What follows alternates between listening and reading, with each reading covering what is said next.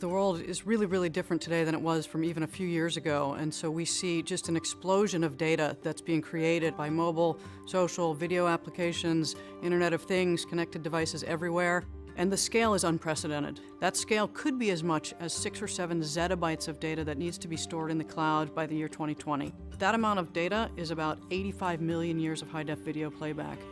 Today's storage architectures were designed literally decades ago for a very different use case, not for a globally distributed, large-scale cloud architecture and environment. Kinetc Open Storage Platform takes traditional hard drives and adds 2 key elements. The first is an object storage protocol, and the second is Ethernet. And the combination of those 2 things lets the entire storage architecture become much more efficient.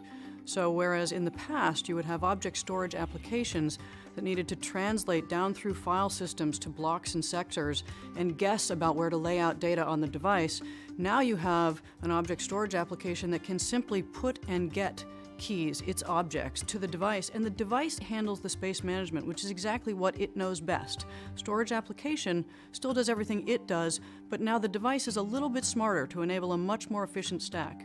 The second thing we've added is Ethernet, and Ethernet lets you put these storage devices anywhere on your network. And so the combination of those 2 things lets the whole architecture be much more streamlined, where you have object storage applications speaking directly to devices over the existing fabric of the data center, Ethernet. Primary benefits of the Kinetc Open Storage Platform are really total cost of ownership, performance, and architectural agility.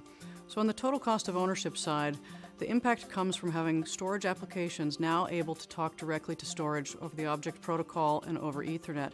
And that lets us pull storage servers out of racks. You fill that space up with additional devices and you end up with the most dense possible racks of storage at the best possible economics. That has to do with pulling the capital cost of storage servers out of the rack and decreasing the operating expense associated with those servers, both in the form of power and human data center maintenance costs. The benefit of that could be as much as 50% total cost of ownership at the data center level. In addition, we have a much more performant architecture because, again, you've removed those file systems and the data literally streams to the storage device as it's written. The device lays it out optimally in the background. Performance benefit may, in some cases, be as much as 4 times that of a traditional architecture. The third benefit is architectural agility, and that comes from having changed the semantic abstraction to the device.